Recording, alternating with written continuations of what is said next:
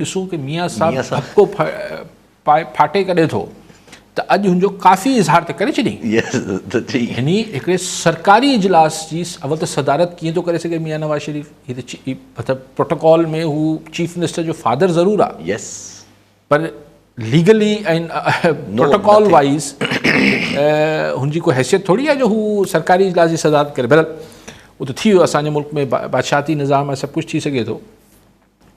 त उते चई जेको जुमिलो त भई ही तव्हां IMF जी ख़्वाहिशनि ते केसि ताईं बिजली ऐं गैस वधाईंदा रहंदो ऐं महांगाई माण्हू केसि ताईं बर्दाश्त कंदा? इहो अपोज़िशन लीडर जो ही बयानु आहे। ही नवाज़ लीग जे नवाज़ शरीफ़ जो कीअं बयानु आहे?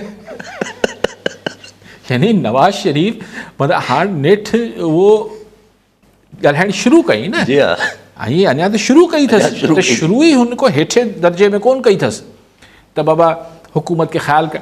चए पियो अवाम कब तक बर्दाश्त करिए, यानी ॿिए लफ़्ज़नि में अवाम खे थोरो मतिलबु चए पियो अगरि तव्हां बर्दाश्त नथा कयो त इट्स बिल्कुलु ठीकु आहे अगरि अवाम बर्दाश्त नथी करे। सो ऐं गैस ऐं बिजली हुकूमत जेका वधाए पई IMF जी फरमाइश ते, उहो त नवाज़ लीग जी आहे। सो नवाज़ लीग जी हुकूमत खे नवाज़ शरीफ़ क्रिटिसाइज़ करे पियो। यानी छा थियो त भाउ जी हुकूमत जेका शहबाज शरीफ़ वारी आहे उनजी पॉलिसीज़ खे सां मियाँ नवाज़ शरीफ़ इतफ़ाक़ न पियो करे। धीउ जी हुकूमत खे वेही सलाहूं पियो ॾिए, हीअं फलाना सेंटर ठाहे वठो, फलाणो करे वठो, ढिमकाण करे वठो।